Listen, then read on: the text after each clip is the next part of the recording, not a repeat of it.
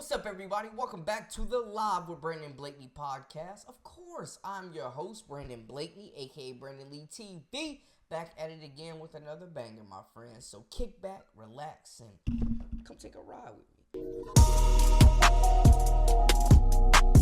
me. You are now locked into the Live with Brandon Blakeney podcast. Here is your host, Brandon Blakeney.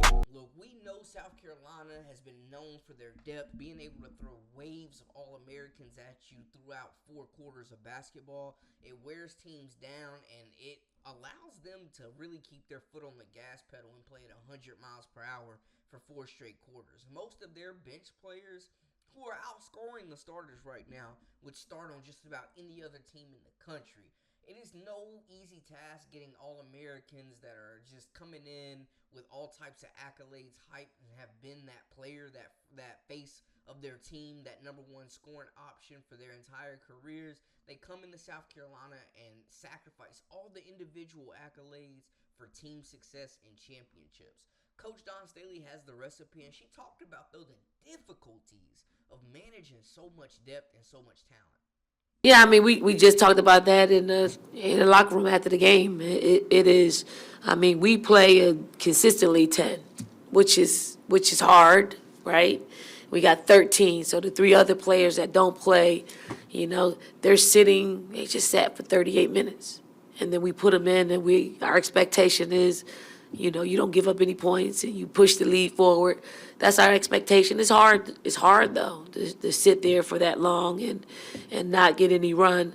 But I say for the 10 players, it's hard as well because if someone's got it going on, more times than not we're gonna play them till the cows come home, right? That means somebody's minutes are shrinking. Like I looked at the stat sheet at halftime. Chloe played 6 minutes. I'm like, I gotta get her minutes back. So she played a little bit longer in the third period than she normally does.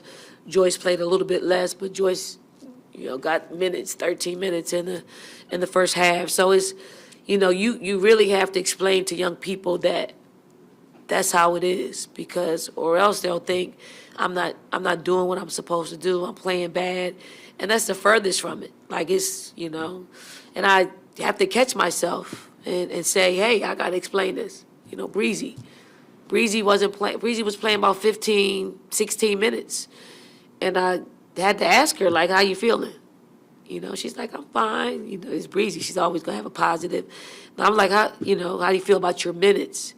And she was like, well, I'm not playing as much. I said, you're not, but they're lean minutes. They're not like, and you're not doing anything that's forcing me to sit you. It's just, other play. Lay was playing better. Like Lay, the more she plays, like she plays, sometimes it leads to less minutes for Breezy or Tessa or Powell. So it's not anything wrong with what they're doing. It's more about what their competitors are doing, and it's a healthy competition. South Carolina is looking to repeat as national champions, man. Dawn Staley has done an incredible job in her tenure. But you look at the breakdown, man, and players like Ashton Watkins as well as Malaysia Fulwiley, who came into the season expected to be All-American level talents, have seen their minutes drop. Tahina Powell is really the only one, I would say her and Raven Johnson, that really haven't seen a whole lot of their minutes cut into. But if you look at the breakdown, Powell plays 25.5 minutes. Chloe Kitts plays 20 minutes. Tessa Johnson plays 20 minutes, and she doesn't even start. You got freshman Joyce Edwards almost playing 20 minutes. Breezy Hall playing 21.8 minutes, a player that's seen her playing time go down too. Maddie McDaniels in the fold, a freshman we didn't even know would see minutes this year, has been almost impossible to keep off the floor. You got Raven Johnson. And then the 3 players at the bottom, Miriam Dowda, Sakima Walker, Adele Tack. 3 talented players in their own right that could absolutely bounce and go get more minutes elsewhere, man. And it's only so many minutes in a game with all these mouths to feed, but they figured it out. And the good thing about South Carolina is you never know whose night it's going to be.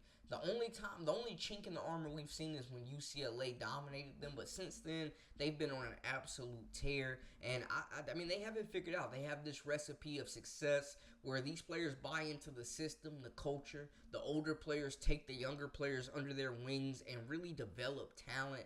And they don't lose a lot of transfers. The transfers they have, Talijah Cooper, Sanaya Rivers, like, they have gone on to star at other schools for sure. But for the majority, this roster, this nucleus, Don Staley has a way of getting these players to really wait their turn. Players that come in that could be freshmen of the year elsewhere, sit for 2 and 3 years sometimes. Look at Sanaya Fagan, sat for years before she got her moment. Like, it is really about patience, iron sharpening iron, and developing as a player. Because if you play at South Carolina, if you are good enough, you're going to get that opportunity to go to the next level.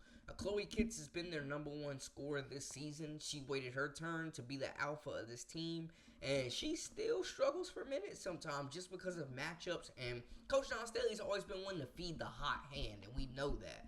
But it's a very good problem to have, and I think she's managed it well, especially in an era where you have to recruit your roster every year with the transfer portal. With so many players jumping ship with not getting the playing time or the NIL that they think they deserve, South Carolina, man, is a breath of fresh air, and it's nice to see that the team is bought in, players really sticking to the process, trusting the process, and developing, and that's why you get championships, and that's when you get the standard of women's college hoops, man. It's a difficult era right now. You're recruiting your roster every year. You're recruiting over players, and you're still getting them to stay. You know what I'm saying? And still getting 5-star recruits like Maddie McDaniel to come in when she's got the likes of Raven Johnson, Tessa Johnson, Malaysia Full-Wiley, Breezy Hall, and others in Tahina Pow already in this loaded backcourt. But she's trusting the process, and Coach Don Staley's rewarding it. So we'll continue to see how this roster shapes up. If everybody stays together, who goes pro next year? It'll be a lot of questions, but I tell you what, the future looks bright with Tessa Johnson, Malaysia Full-Wiley, Maddie McDaniel, Miriam Dowda, Ashlyn Watkins. Like, this roster is going to be stacked for years to come. Joyce Edwards. This roster is going to be stacked for years to come. So it's exciting to see.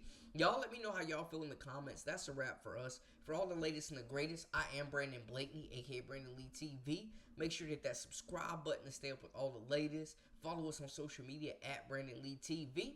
Till next time, hey, we out.